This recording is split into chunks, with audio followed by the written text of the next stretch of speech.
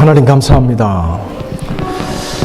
저희를 고아처럼 세상에 버려두지 아니하시고 말씀으로 깨우치며 사람들로 저희를 보듬고 품게 하시며 하나님의 성령의 역사로 저희를 여기까지 인도해 주셔서 고맙습니다. 하나님, 저희는 주님이 필요합니다.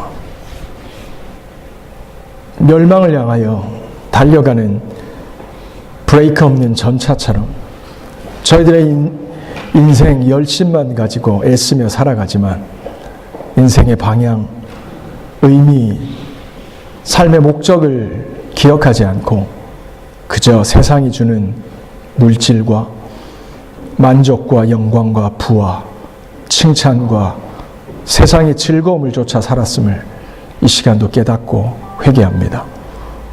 하나님이 선하시고 하나님 우리 아버지가 되시며 우리는 주님의 백성, 주님이 기르시는 양이라고 하셨는데 내가 목자의 음성 듣지 않고 하나님의 인도하심 구하지 않고 내 열심으로만 살았음을 이 시간 회개합니다. 하나님, 이 시간 저희들의 삶의 좌표가 점검되어지며 저희들의 삶의 의미가 발견되어지고 내가 어디로부터 와서 어디로 가는지 이 인생의 자금, 가벼움을 절감하고 하나님 앞에 나가서 주님의 원하심과 주의 뜻과 창조주의 그 질서, 그 은혜와 목적, 그것을 발견하고 기뻐하는, 감격하는 이 예배가 되게 하여 주옵소서. 주여, 우리가 십자가를 묵상하기 원합니다. 하나님이 우리에게 들려주신 이 십자가의 의미를 깨닫고 이 십자가 붙들고 나가는 믿음의 삶 결단할 수 있도록 하나님 전하는 자나 듣는 자에게 동일한 영으로 역사하여 주시옵소서. 주님 말씀하십시오. 저희가 듣겠습니다. 예수님의 이름으로 기도합니다. 아멘. 아멘. 자, 우리 좌우에 계신 분들 한번 아이 컨택 하시면서 인사하시겠습니다. 하나님은 여러분을 사랑하십니다. 인사하겠습니다. 하나님은 여러분을 사랑하십니다. 좌우를 보시면서요, 그냥 이렇게 하지 마시고 아이 컨택 하시면서 하나님은 여러분을 사랑하십니다. 이렇게 인사해 주시기 바랍니다.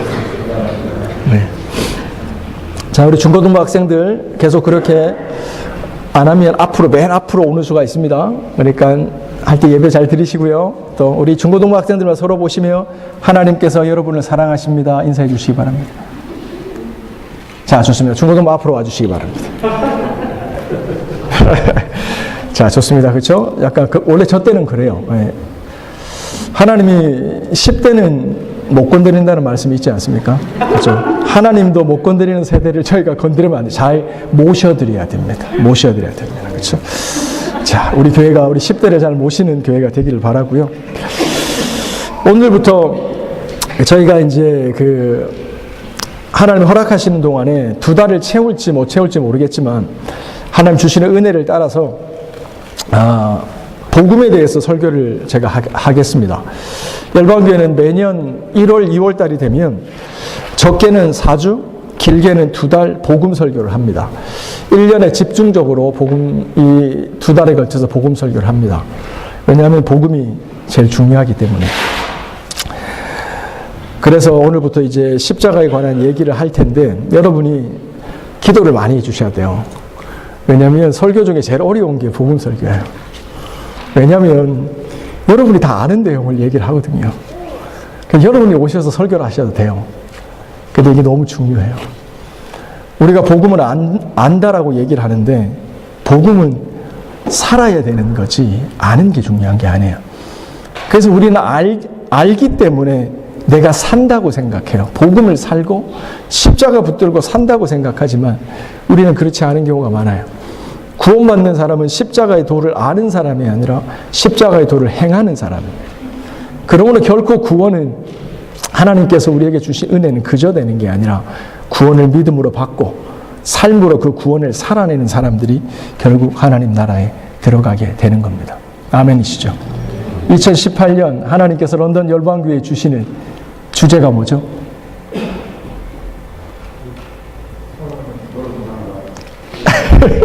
모르세요? 우리 주보 보시면 주보 맨 천면이 있죠. 초기 화면이 있습니다. 여기 보면 우리 1년 하나님이 주시는 큰 주제의 말씀이 있습니다. 우리 같이 한번 따라할까요? 모든 선한 일에 예비함이 되리라. 시작. 다시 한 번 더. 모든 선한 일에 예비함이 되리라. 하나님께서 2018년 런던 열방교회에 속한 모든 분들의 삶을 어떻게 인도하실 거냐면 하나님이 모든 선한 일에 예비함이 되게 하실 겁니다. 아멘이십니까? 아멘. 하나님께서는 선한 분인 거 아시죠? 모르세요? 하나님이 선한 분인 거 아시면요, 우리들의 삶에 일어나는 여러 가지 해프닝들이 있을 수 있어요. 때로는 기쁜 포장을 하고 다가오는 해프닝이 있고요. 때로는 아픔, 때로는 슬픔의 포장지로 포장된 일들이 우리 가운데 해프닝이 일어나요. 근데 우리가 슬픈 일을 당하면 슬프지 않을 수 있는 이유가 뭔지 아세요? 놀랄 일이 생겼는데 놀라지 않는 이유가 뭔지 아세요? 우리는 하나님의 선하심을 믿기 때문이에요. 보기에는 비극이에요. 보기에는 아픔이에요. 보기엔 절망이에요. 하지만 우리는 이 일을 하나님이 허락하셨다는 것을 믿는 사람들이에요. 그러므로 하나님은 선하시기 때문에 이것이 슬프게 아프게 포장이 돼도 이게 이를 통해서 이루시는 하나님의 뜻은 선하신 거예요. 아멘이세요? 그럼 우리가 하나님을 어떻게 이해하고 믿느냐가 우리들의 삶에 직결되어지는 거예요. 지난 1월 1일 날 우리가 하나님 앞에 첫 예배를 드렸습니다. 신년 예배죠. 그냥 형식적으로 드리는 게 아니라 하나님이 1년을 가이드해 주실 키워드의 말씀을 가지고 말씀을 드렸어요. 그 주제가 모든 선한 일에 예비함이 되리라 라는 디모데 후서의 말씀입니다. 주보에 요약되어 있지만 저희가 다시 기억하는 차원에서 제가 읽어드립니다. 오늘 본문은 4종류의 그릇이 있다. 금그릇, 은그릇, 나무그릇과 질그릇이다. 그런데 우리는 자연스럽게 그릇의 종류에 집중하게 된다. 하지만 성경 속의 그릇 이야기의 강조점은 그릇의 종류나 재료가 아니다. 그릇의 주인에게 있다. 그리고 그 주인도 그릇의 종류와 재료에는 관심이 없다. 오직 그릇의 상태에 관심을 집중하고 있다. 그러므로 누구든지 이런 것에서 자기를 깨끗하게 하면 귀히 쓰는 그릇이 되고 거룩하고 주인의 쓰기에 합당하며 모든 선한 일에 준비함이 되리라. 이러한 성경의 강조점은 성도들을 부르신 그 부르심을 알려주는 성경 말씀에서도 동일하게 확인할 수가 있다. 형제들아, 너희의 부르심을 보라. 육체를 따라 지혜로운 자가 많지 않고 능한 자가 많지 아니하며 문벌 좋은 자가 많지 아니하도다. 하나님의 일은 하나님의 능력과 지혜로 하는 겁니다. 내 능력과 지혜로 하는 것이 아니기에 우리에게 반드시 믿음이 필요한 겁니다. 십자가를 통해서 하나님의 지혜와 능력은 내 안에 역사하시기 때문입니다. 우리는 믿음이 성장해 가기 위해서 허망한 말, 허탄한 그릇 논쟁을 벌여야 합니다. 이러한 허탄한 논쟁 속에서 잘못된 우월감이 생기고 심각한 열등감에 사로잡히기 때문입니다. 우리가 슬퍼하고 좌절하고 낙심하고 만족하지 못하고 감사하지 못하는 이유가 무엇입니까? 자신의 그릇에 집중하기 때문입니다. 다른 사람은 금그릇인데 나는 왜 질그릇일까 생각하니까 내 존재가, 내 삶이 실망스럽고 슬프고 낙심되는 겁니다. 그러니 부모가 원망되고 남편과 아내가 원망스러운 겁니다. 기억합시다. 많은 그릇 중에서 귀하게 사용되는 그릇은 오직 깨끗한 그릇입니다. 하나님의 말씀과 기도로 거룩하여 지니라. 아멘. 사랑하는 성도 여러분, 하나님께서 우리 열방공동체에 속한 모든 분들에게 2018년을 향한 하나님의 큰 그림을 우리에게 알려주셨습니다. 이제 이 말씀을 기억하고 이 하나님의 뜻을 붙잡고 살아가는 것은 우리들의 몫입니다. 각자의 몫입니다. 하나님은 선하십니다. 그분은 의롭고 사랑이 많으시며 우리들의 삶을 멸망과 파멸로 인도하시는 분이 절대 아니십니다. 그분을 신뢰함으로 우리는 한 걸음씩 나아가는 저와 여러분 되시기를 바랍니다. 분위기가 설교를 마친 분위기입니다. 그렇죠? 다 기뻐하지 마십시오. 이제 시작입니다. 하지만 계속 이어왔던 흐름대로 제가 임팩트 있게 설교를 해보겠습니다. 기독교는 십자가의 종교라고 얘기합니다. 십자가의 종교라고 얘기하는 이유는 간단합니다. 십자가가 전달하고자 하는 메시지, 그것이 우리가 믿는 기독교의 핵심이라는 겁니다. 고린도전서 1장 18절 말씀에 보면 십자가의 도가 멸망하는 자들에게는 미련한 것이지만 구원을 얻는 우리에게는 하나님의 능력이 된다고 했습니다. 무슨 말입니까? 십자가가 구원과 멸망을 판가름한다는 뜻입니다. 십자가의 메시지, 십자가의 의미를 듣고 깨닫고 붙잡고 살아가는 사람은 구원이요, 살 것이요. 그렇지 못한 자, 십자가의 의미와 메시지를 붙잡지도 깨닫지도 못하는 자들은 그의 삶이 사망, 죽어 망하게 되는 인생이라고 말하고 있는 겁니다. 십자가는 우리들에게, 여러분들에게 무슨 의미가 있습니까? 아시는 분은 아시겠지만 이번 한 주 제가 할 일이 사실 굉장히 많았는데 하나도 못했어요. 왜냐하면 최랑 권사님의 장례 때문이었어요. 지난 토요일 날 소천을 하시면서부터 일주일이 어떻게 지나갔는지 모르겠습니다. 그렇죠. 잠을 자도 잠이 안 오고 여러 가지, 제가 보니까 지난 5년 런던 열방교회 와서 5년 4개월 정도가 지났습니다. 근데 장례를 4번 했더라고요, 제가.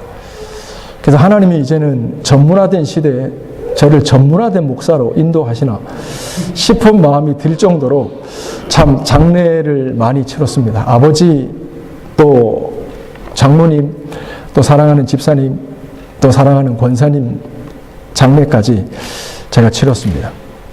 삶과 죽음을 저희들이 다 알고 있지만 장례라고 하는 삶의 마지막을 이렇게 접할 때면 성경이 얘기한 것처럼 아무리 잔치집에 있는 것보다 초상집에 있는 것이 많은 생각과 깨달음을 주는 것 같습니다. 사람이 내가 원해서 이 땅에 오는 사람 아무도 없지만 갈 때 그것이 죽어서 끝나는 사망이 아님을 우리 믿는 자들은 압니다. 왜냐하면 믿는 자들은 죽음이 끝이 아니라 다시 주님을 만나는 소망이기 때문입니다. 그러므로 우리가 그리스도 믿는 자들에게 있어서 사는 것보다 그러므로 죽는 것은 더 중요합니다. 왜냐하면 사람이 한 번 죽는 것은 사람에게 정한 것이고 그 이후에는 반드시 심판이 있다고 얘기했기 때문입니다. 심판은 뭔가 무서운 뜻이 아니라 우리들의 삶이 점검되어지는 시점이 온다는 겁니다. 그래서 끝이 없이 가는 것이 아니라 우리들의 삶은 반드시 점검되어집니다. 그러므로 우리가 살아가지만 끝이 없이 언젠가 막연하게 허망하게 죽는 것이 아니라 우리가 뜻을 가지고 하나님의 인도하심 안에서 반드시 주님 다시 만나는 그날이 온다는 걸 저희는 기억해야 됩니다. 오늘 그래서 최랑 권사님, 사실 우리 교회 권사님 아니잖아요. 그런데 짧은 만남이었지만 이 권사님이 참 저를 많이 사랑해 주셨어요. 제가 해드린 게 아무것도 없어요. 그래서 저는 사랑에 빚진 자란 말을 좀 알아요.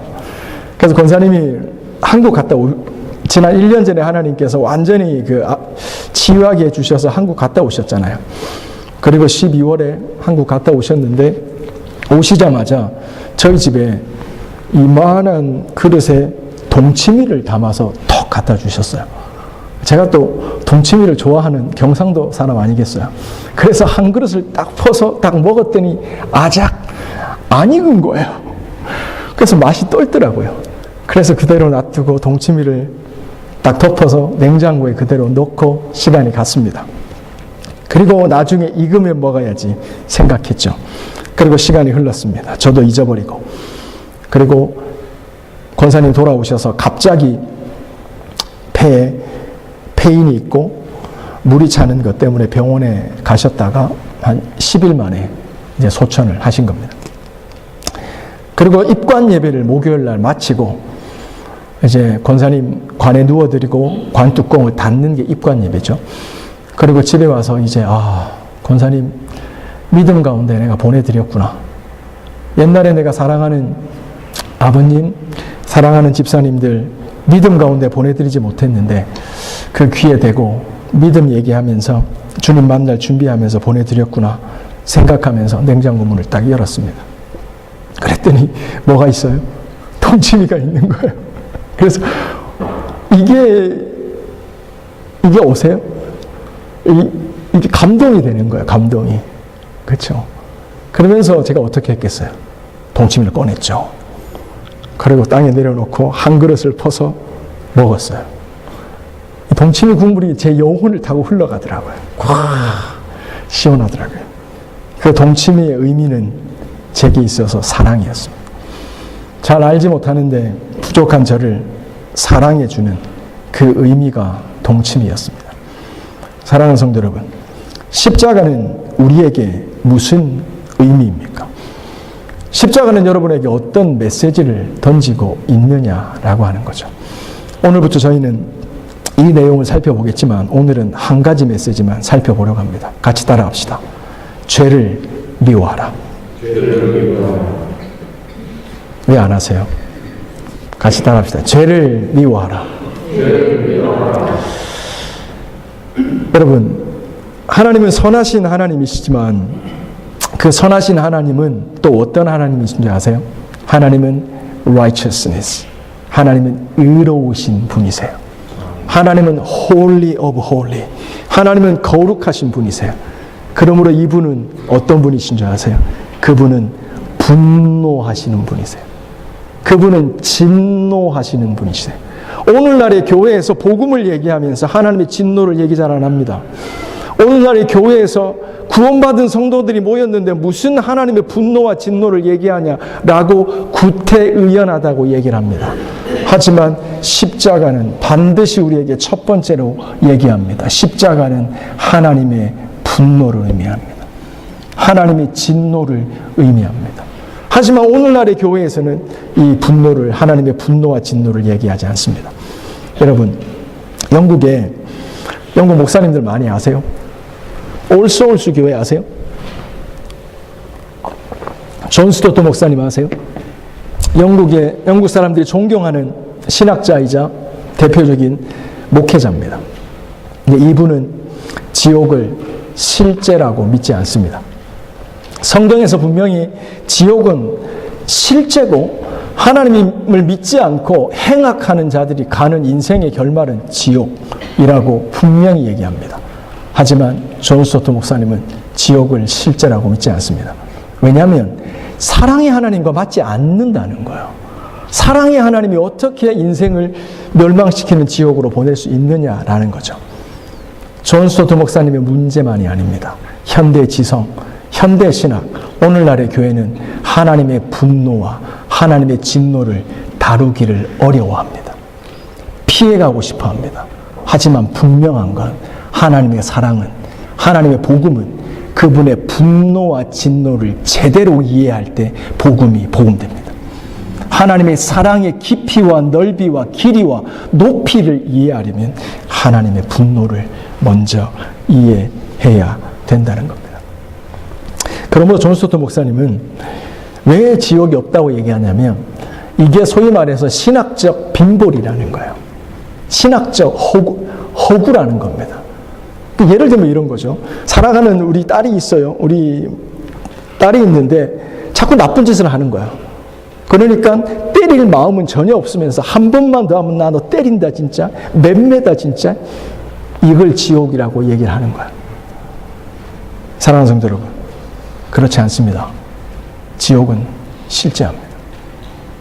하나님 믿지 않고 내가 주인되어 세상의 즐거움과 세상의 명예와 돈을 쫓아가는 인생, 나의 만족과 유익을 위하여 사람의 행복과 가치와 인생을 파멸로 몰아낸 그 영혼은 반드시 그 죄의 대가를 받게 돼 있습니다. 이것이 성경의 진리입니다.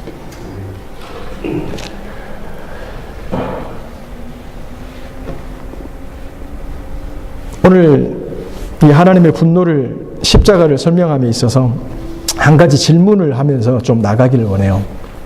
여러분, 하나님이 의로우신 분, righteous 한 분이라고 여러분은, 그렇게 하나님은 그런 의로운 분이셔야 된다라고 믿으세요? 하나님이 그런 분이기를 원하세요? 정말요? 예를 들면 이거예요. 생각 잘하세요. 내가 직장에 다녀요. 근데 사장님이 어떤 분이냐면 술에 술 탄 듯 물에 물 탄 듯, 부정도 부패도 인생의 한 파트야. 너무 그렇게 너 혼자 선하게 살려고 하지 마. 진흙도 묻혀가면서 불법과 편법도 행하면서 다른 사람 마음도 찔러가면서 이러면서 사는 거야. 이런 분 밑에서 일하면 직장생활 편합니다. 내가 조금 인마이 포켓해도 같이 묻어가는 겁니다. 그런데 사장이 어떤 분이세요? 너무 거룩해.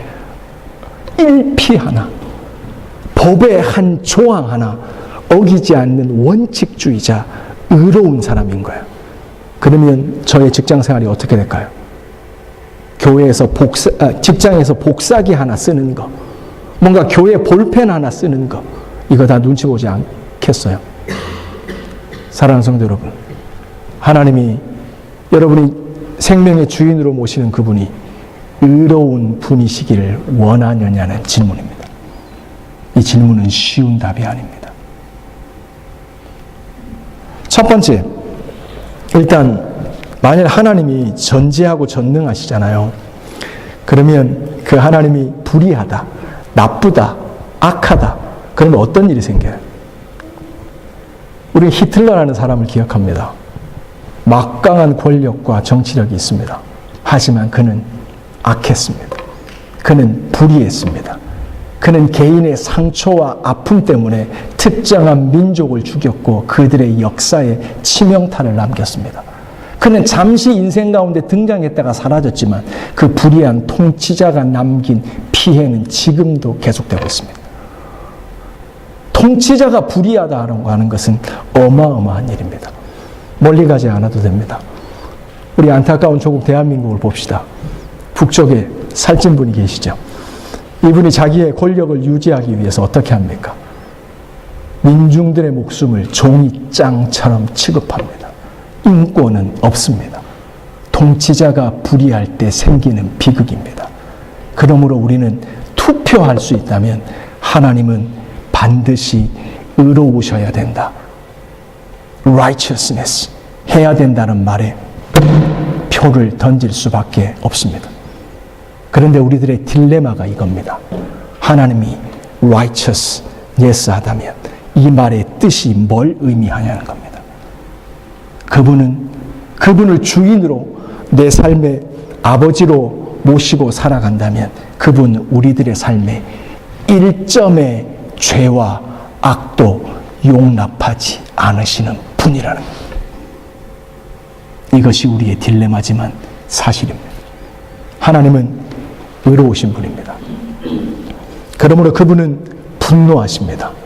그 하나님의 분노와 진노는 정확하게 인간의 죄와 악을 정조준하고 있습니다. 그러므로 하나님께서 성경 말씀 곳곳에 내가 거룩하니 너희도 거룩하라는 말은 이 하나님의 진노가 너희에게 임하지 않기를 원하시는 아버지의 경고란 겁니다. 거룩하게 살아야 구원받습니까? 이딴 말 아닙니다. 그렇게 현대교회, 현대신학은 피해갑니다. 하나님의 분노와 진노를 피해갑니다. 그게 아닙니다. 하나님은 의로우신 분이십니다. 우리가 그러므로 우리들의 삶에 우리가 죄와 버타여 살아가잖아요. 우리가 하나님의 법도에서 멀어져서 내가 주인 되어서 불순종하고 도덕적으로도 타락해서 살아가고 내 마음에 하나님 모시지 않고 내가 원하는 대로 살아가잖아요. 이게 성경이 말하는 죄잖아요. 그렇게 되어지면 반드시 어떤 일이 있어요? 의로우신 하나님의 진노가 우리들의 삶에 드리워진다는 거예요. 말씀이 혹시 있나요? 같이 한번 읽어봅시다. 그 다음 말씀. 여호와는 시작. 여호와는 존귀하시며 보호하시며 하나님이시니라.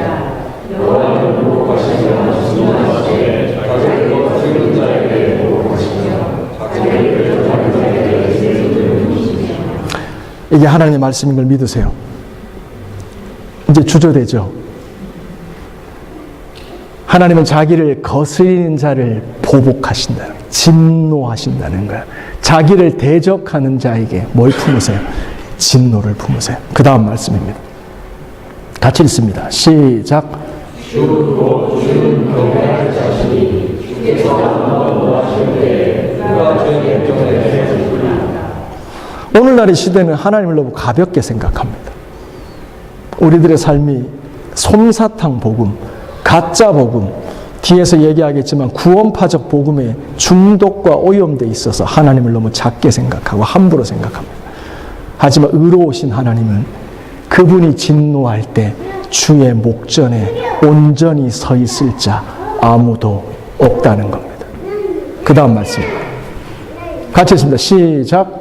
주께서 주의 큰 능력으로 주를 거스르는 자를 엎으시리라. 주께서 진노를 바라시니 그 진노와 그를 조종할 자신이 없으리라. 여기서도 마찬가지죠. 주를 거스리는 자를 엎으시며 주께서 진노를 바라시니 하나님은 죄악에 진노하십니다. 왜냐하면 하나님은 의로우시기 때문입니다. 그 다음 마지막인가요? 제가 읽어드립니다. 오직 여호와는 참 하나님이시요 사시는 하나님이시요 영원한 왕이시라. 그 진노하심에 뭐가 흔들려요? 땅이 흔들리고요. 그 분노하심에 열방이 능히 당치 못하느니라. 여러분이 오해하시지 말 거는 뭐냐면 하나님의 진노를 하나님의 분노 조절 장애라고 생각하시면 절대 안 됩니다. 하나님은 우리처럼 감정 조절이 안 되시는 분이 아니에요. 하나님은 감정으로 분노하고 진노하는 분이 아니세요. 하나님의 분노와 진노는 명확해요. 우리 인생들을 향한 죄악, 그것들을 정확히 조준하시는 거예요. 자신만을 위하여 사람을 짓밟고 하나님 없이 내 인생의 주인 되어 살아가는 그 하나님을 거스리는 백성들에게 하나님의 진노와 분노는 정확하게 겨냥되어져 있다는 게 성경의 말이라 이 말입니다. 이거 앞에 우리는 떨어야 돼. 이것이 우리의 실존이라는 겁니다. 이 정도 얘기하면 사람들이 현대 지성이 이렇게 얘기해요. 뭐냐면 목사님, 하나님이 죄는 미워하되 사람은 미워하지 말라 그랬잖아요. 죄는 진짜 나쁜데 우리가 연약해서 그러는 거잖아요. 너무 그렇게 얘기하지 마세요 라고 얘기해요. 이게 현대 지성의 변호입니다. 사랑하는 성도 여러분, 성경은 그렇게 얘기하지 않습니다. 성경은 죄와 죄인을 분리한 적이 없습니다. 죄인의 운명은 죄의 운명과 똑같습니다. 하나님이 심판하시는 것은 죄인을 심판하시지 죄를 심판하시는 게 아닙니다. 마지막에 우리들의 인생이 끝나는 날 지옥으로 떨어지는 인생은 죄가 아닙니다. 죄인입니다. 시편 여기 있나요? 시편 5편으로 가보겠습니다. 자, 우리 성경란 사모님 시편 5편 5절 읽어주시기 바랍니다.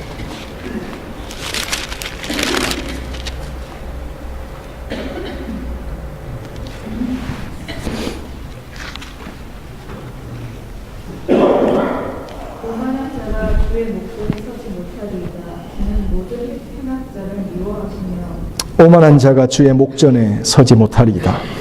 주는 모든 행악자를 미워하십니다. 악과 죄와 사람은 떨어지지 않습니다. 하나님은 죄를 심판하시는 게 아니라 죄인을 심판하십니다. 기억할 것은 창세기 4장 말씀에 보면 인류 역사에 드리워진 첫 번째 비극, 살인이 등장합니다. 뭐죠? 형이 동생을 쳐서 죽이는 내용입니다. 가인이 아벨을 죽이는 내용이죠. 거기 보면 여러분 첫 번째 주의할 게 뭐냐면 이 살인 사건이 무슨 사건 이후에 발생한 건 줄 아세요? 예배 드리고 나서 살인이 일어나요. 예배 잘 드리고 그 다음에 살인이 일어나는 거예요. 이 묵상의 포인트가 많아요. 근데 뭐 그거 얘기하는 날 아니니까 그냥 넘어갑니다. 예배 잘 드리시고 또 예배 잘 드리러 오실 때 조심하세요. 죄는 호시탐탐 하나님의 백성들의 틈을 치고 들어와 멸망과 파멸로 인도해 가려고 노리고 있는 거예요. 하나님이 얘기하십니다. 경고하십니다. 가인아, 죄가 내 문 앞에 엎드려져 있다. 죄의 소원이 내게 있으나 너는 죄를 다스려라. 하나님이 경고하십니다. 하지만 가인은 하나님의 경고를 무시합니다. 그리고 바로 그 다음 절에서 아벨 들로 좀 나가자. 들에서 돌로 아우를 쳐 죽입니다. 사랑하는 성도 여러분, 하나님을 사랑하세요? 사랑의 하나님을 믿으세요? 뭔가 좀 이제 대답이 좀 뭔가 자신이 없죠? 우리가 믿는 사랑이 많으신 하나님은 의로우신 분이에요. 하나님을 사랑한다는 게 무슨 뜻인 줄 아세요? 죄를 미워한다는 뜻이에요. 우리들의 삶에 왜 이렇게 많은 악이 연약함이라는 핑계와 합리화로 면피되어져 가고 있어요? 왜 우리는 여전히 이기적이고 내 중심적으로 생각하고 사회와 하나님 앞에서 이렇게 악한 삶을 살아가느냐는 거예요. 하나님을 사랑한다는 건 죄를 미워하는 거예요. 그러므로 신앙생활은 죄와 피 흘리기까지 싸우는 거라고 성경은 가르칩니다. 우리가 죄 짓지 않는 비결 하나 알려드릴까요? 성경은 죄를 짓지 않는 방법, 죄를 이길 수 있는 방법을 하나로 얘기합니다. 그게 뭐예요? 승우 집사님. 그렇죠. 죄를 미워하는 것. 우리는 죄를 미워하지 않습니다. 그래서 매번 지는 겁니다. 죄에. 악을 미워하지 않습니다. 그러므로 그 악을 옷삼아 살아가는 겁니다. 우리 집에서 남편이 겁나게 미워질 때 있죠. 우리 아내가, 우리 자식들조차도 겁나게 미워질 때가 있죠. 어떻게 해요? 쳐다보지도 않습니다. 밥도 같이 안 먹습니다. 겸상도 안 합니다. 말도 안 섞습니다. 뭐 저희 가정에만 일어나는 일입니까? 아니죠? 이게 미워한다는 겁니다. 죄는 미워해야 됩니다. 악은 모양이라도 끊어버려야 됩니다. 하나님 없이 나를 독립적으로 내 자아를 만족시키는 어떠한 노력도 우리는 미워해야 됩니다. 성경은 안타깝게도 하나님의 진노에 대해서 얘기를 쫙 했죠. 하나님의 진노가 어떨 것인지 그 규모에 대해서 땅이 흔들린다니까요. 이게 죄인을 겨냥하고 있는 거예요. 우리가 죄인인 이상 안전하지가 않아요. 내가 나의 만족과 유익을 위해서 살아가는 이상 하나님의 분노와 진노를 피할 길이 없단 말이에요. 가짜 복음이 속여도 그것은 사실이 아니에요. 죄의 문제는 내가 죽어도 죄의 대가는 사라지지 않아요. 사람은 잊지 못하지만 그 죄는 하나님이 기억하고 있다 이 말이에요. 그러므로 죄는 무서운 거예요. 죄는 우리를 파멸로 인도해 가는 거예요. 그러므로 죄를 정확히 알아야 돼요. 이 죄가 해결되지 않고는 우리들의 인생은 영원한 멸망으로 가는 거예요. 이걸 성경은 얘기해요, 계속. 근데 성경은 또 뭐라고 얘기해요? 아니, 목사님, 저는 선하게 살았어요. 너무 그러지 마세요. 성경은 우리들에게 뭐라고 얘기하냐면 로마서 3장 10절입니다. 의인은 없나니 하나도 없느니라. 모든 사람이 죄를 범하였음에 하나님의 영광에 이르지 못한다. 우리 모두가 죄인이라고 성경은 얘기합니다. 누가 얘기했나요? 솔로몬이 얘기했나요? 다윗이 얘기했나요? 내가 죄악 중에 출생하였고 나의 어머니가 죄 중에 나를 잉태하였다. 우리는 죄인으로 태어나는 겁니다. 제가 옛날에도 말씀드렸죠. 우리 예진이 저기 앉아 있지만 사람이 얼마나 이게 자기중심적이고 욕심이 많냐면 우리 예진이 나이가 우리 시연이 정도 됐을 겁니다. 아마 제가 한빛교회를 섬기고 있었거든요. 그 당시 작년 400 모이는 유럽에서 제일 큰 교회였죠. 그러니까 주일학교도 애들이 몇십 명씩 됐어요. 교회만 가면 북적북적해요. 그런데 어떤 선생님이 애들에게 뭘 줘야 점수가 올라가죠? 젤리와 사탕을 주면 애들은 좋아합니다.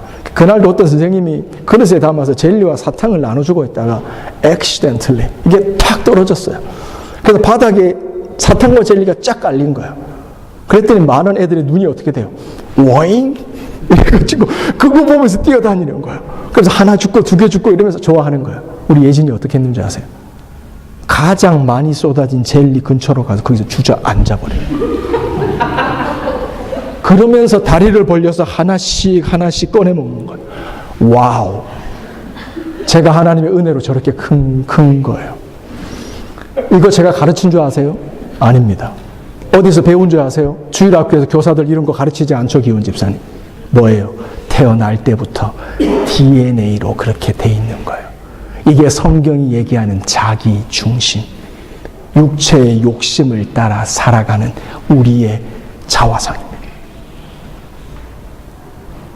그러므로 성경은 얘기합니다. 모든 사람이 죄인이다. 중심이 자기밖에 없다는 거예요. 하나님 없이 살아간다는 거예요. 그러므로 우리들의 어려움이 바로 이겁니다. 하나님이 의로우신데, 하나님이 선하신데, 그분은 죄에 대해서 분노하시고 진노하시고 심판하시는 분이신데, 내 삶에 죄가 있으면 안 되는데, 아 그렇구나, 내가 이제 죄를 안 짓고 살아야 되겠구나 라고 결단하는 순간 뭐가 뒤가 찜찜합니다. 그래서 성경을 보니 뭐라 그래요? 죄는 내가 노력해서 안 질 수 있는 게 아니라는 거예요. 죄를 짓기 때문에 죄인이 아니에요. 죄인이기 때문에 죄를 짓는 거예요. 이게 성경의 가르침이에요. 그러므로 행함으로 구원받는 게 아니라 이 말이에요. 나쁜 놈이 착한 일을 한 번 한다고 선한 사람 되는 게 아니라 이 말이에요. 우리는 본질이 악하다는 거야. 위기의 순간이 닥치지 않고 누군가 내 숨통을 조여오지 않았기 때문에 선할 뿐인 거지, 위기의 순간만 되는 나는 돌변할 수 있는 인간이라는 거야. 이게 악한 거예요. 이게 우리의 민낯이라는 거야. 그러므로 하나님의 심판은 정확하게 이 죄인들을 겨냥한다는 거야. 그러므로 나는 해법이 없어요. 내가 어떻게 이 죄악에서 나를 씻고 구원할 수가 있느냐는, 어떻게 하나님의 진노를 피할 수 있느냐는 게 우리의 질문이에요. 우리에게는 답이 없어요. 그래서 십자가가 있는 거예요. 세례요한 아시죠?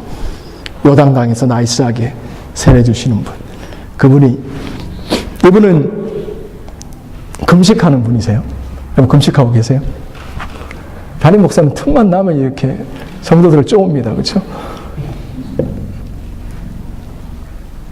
약간 딴 데로 가는데 하여튼 잘 기억하세요. 여기서 지금 제가 딴 데로 갔습니다. 혹시 못 돌아오면 얘기해 주세요. 우리 현대영성은 하나님 앞에 말로 때우려고 하는 게 너무 많아요. 그래서 믿음이 가벼워요. 하지만 우리들의 500년만 전으로 가도 1000년만 전으로 가도 우리들의 믿음의 선배들은 그들의 신앙은 가볍지 않았어요. 그들의 믿음은 말로 때우는 신앙이 아니었어요. 그들은 몸으로 기도했어요. 그게 금식이에요. 몸의 기도가 회복돼야 돼요. 내 세상의 모든 동력, 나의 만족과 죄악으로 달려가는 내 모든 에너지의 공급의 원천이 되는 그 음식 라인을 끊는 거예요. 이거를 중세 수도사들은 몸의 기도라고 얘기를 했던 거예요. 우리는 현대지성이 가벼워요. 왜요? 너무 배불러요. 너무 누려요. 아쉬운 게 없어요. 그러니 뭐가 동시에 없어져요? 간절함을 잃고 살아요. 그러니 하나님은 개념이에요. 하나님은 이론이에요. 내 삶이 절실한 분이 되지 않는다는 거예요. 몸의 기도를 회복해야 돼요. 우리가 교회에 어려움이 있어서 금식을 선포했지만 이것은 시작일 뿐입니다. 우리는 인생 살아가면서 위기의 순간마다 몸으로 기도할 줄 알아야 됩니다. 하나님 앞에 목숨 담보하고 내 삶 들여서 주 구해야 된다는 거예요. 그래야 하나님이 내 삶의 실제가 되어지시는 거예요. 제가 어디로 돌아가야 되죠? 세례요한. 좋습니다. 아멘. 세례요한이 예수님께서 세례받으려고 그 세례 요단강으로 나오시잖아요. 그때 세례요한이 예수님을 보면서 뭐라 그럽니까? 자, 따라합시다. 보라. 세상 죄를 지고 가는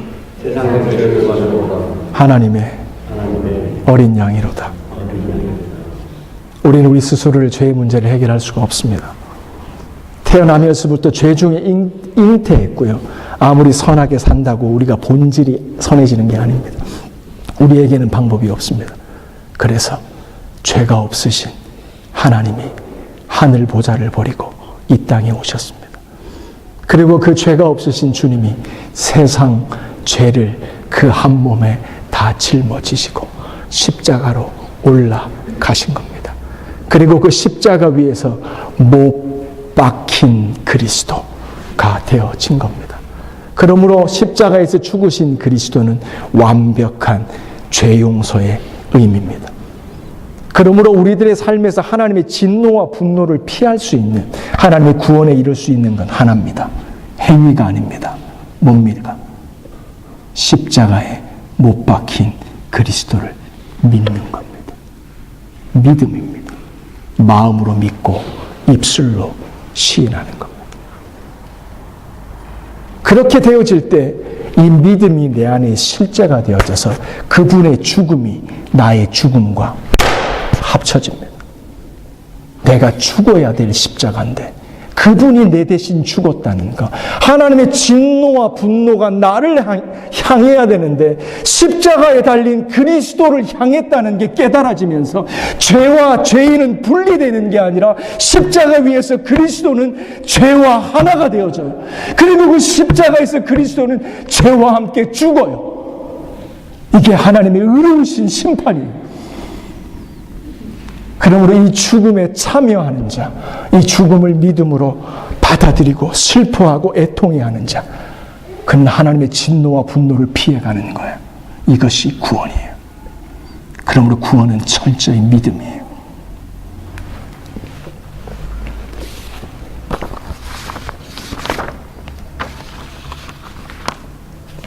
사도 바울은 그렇기 때문에 이 십자가만을 붙들길 원했어요. 그래서 사도 바울은 이 십자가의 의미를 알았던 거예요. 그래서 자기에게 만족과 유익을 주던 모든 걸 배설물로 여기고 일평생 이 십자가만 붙들고 나가는 거예요. 내가 죽어야 되는데 나를 살렸구나. 이 십자가가 주신 메시지, 나를 구원하신 그 죽음에 감사하며 사는 거예요. 그러므로 사도 바울에게 있어서 십자가는 전부였어요. 우리가 고린도전서에서 계속 묵상해 나가겠지만 십자가를 자랑하는 거하고 대치점을 이루는 게 있습니다. 그게 이번 주 큐티에 나와요. 육체를 자랑하는 거예요. 십자가를 자랑하는 사람은 육체를 자랑하는 우습게 여깁니다. 하나님을 사랑하는 사람, 그 사람들은 어떻게 해요? 죄를 미워하게 되어 있습니다. 십자가는 우리에게 얘기합니다. 죄를 미워해라. 그것이 이기는 겁니다. 이게 선으로 악을 이기는 겁니다. 여러분, 우리는 거룩한 사람들입니다. 아직 우리 안에 말씀드리죠. 이 자리에 우리 다 앉아있지만 우리 다 구원받은 게 아닙니다. 아직 하나님을 이 십자가의 의미를 믿음으로 받지 않은 분이 계실 수 있습니다. 하나님의 진노가 여러분을 겨냥합니다. 이것은 위협구가 아닙니다. 사랑하기 때문에 얘기하는 거예요. 여러분들, 하나님이 우리 가운데 생명을 주신 거 믿으세요? 이변 집사님, 하온이 너무 이쁘죠? 하온이 하나님이 주신 거 하나님이 주신 거 믿으세요?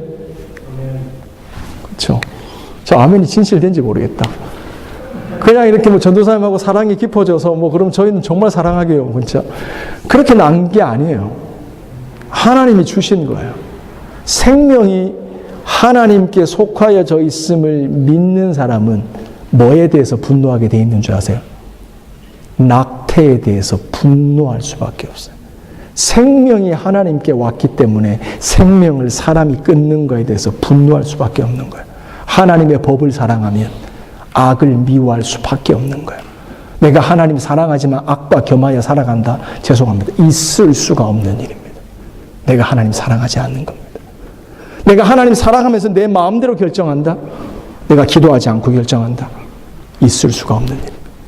하나님 사랑하지 않는 겁니다. 지금 내 집에서 불이 났어요. 예, 따뜻하네. 그러고 계시면 죽습니다.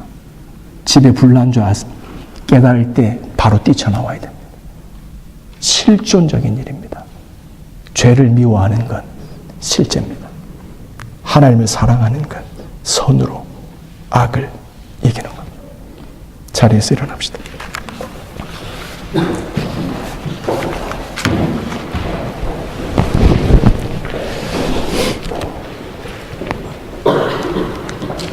하나님의 말씀이 우리 가운데 선포되었습니다. 복음 설교를 할 때마다 느끼지만 이 십자가 설교는 어렵습니다. 쉽지 않습니다. 하지만 너무 중요해요.